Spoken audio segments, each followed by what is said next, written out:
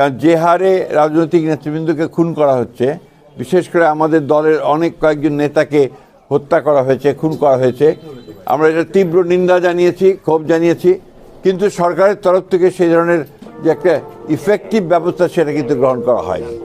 আপনারা দেখেছেন যে উনি যখন আসেন সেই সময় আপনার ঢাকাতে নেতা কর্মীরা, সাধারণ মানুষেরা, তারা আপনার লক্ষ লক্ষ মানুষ জমায়েত হয়েছিল তাকে সম্বর্ধনা জানাতে। এখন এই যখন তিনি গ্রামাঞ্চলে আসছেন, জেলাগুলোতে আসছেন, স্বাভাবিকভাবেই জেলার নতুন নেতাকর্মীরা তারা অনেক বেশি, বহু অসংখ্য ভিডিও বেরোচ্ছে, সেটা আর থাকতে পারে। হ্যাঁ, তবে যেহেতু কয়েকজনের উপরে আপনার আক্রমণ হয়েছে, সেই কারণে হয়তো আমাদের বা অন্যান্য রাজনৈতিক দলেরও কিছু নেতা সেটা একটা সিকিউরিটির জন্য তারা নিতে পারেন।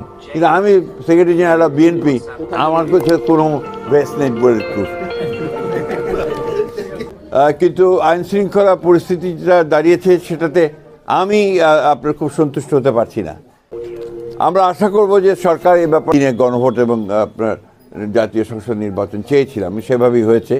এবং এই সংসদের আপনার যে সংস্কারগুলো নিয়ে গণভোট হচ্ছে, সেই সংস্কারগুলো তো আমারই আপনার বহু আগে, আপনার 2016 সালে এবং 2023 সালে 31 দফার মাধ্যমে আমরা সেটা জাতির সামনে প্রস্তাব তুলে ধরেছিলাম। সুতরাং সংস্কার তো আমাদের মজ্জাগত, সংস্কারকে চলমান প্রক্রিয়া, সেখানে সংস্কার থাকবে, সেখানে না বলার তো কোনো কারণ আছে বলে আমার কাছে মনে হয়। গত ফ্যাসিস্ট সরকারের আমলে বিশ্ববিদ্যালয়গুলোতে তারা কাজ করার কোনো সুযোগ পায়নি, এবং বিশেষ করে আমাদের ছাত্রদল, তাদেরকে ঢুকতেই দেওয়া হয়নি, এবং তাদেরকে বলা যেতে পারে যে পার্সন নন গ্রাটা করে সমস্ত করে তাদেরকে রাখা হয়েছিল। যার ফলে সেখানে এই সংগঠনগুলো, ছাত্রদল এবং অন্যান্য সংগঠনগুলো, তারা বিশ্ববিদ্যালয়গুলোতে সেইভাবে তাদের সাংগঠনিক কার্যক্রম করতে পারেনি। আর আরেকটা বিষয় যেটা আমি খুব জোর দিয়ে বলতে চাই, যে বিশ্ববিদ্যালয়ের নির্বাচন, এটা আপনার জাতীয় নির্বাচনে কখনোই কোনোদিনই আপনার কোনো প্রভাব ফেলেনি। আমরা আশা করি এবারও সেভাবে কোনো প্রভাব ফেলবে না।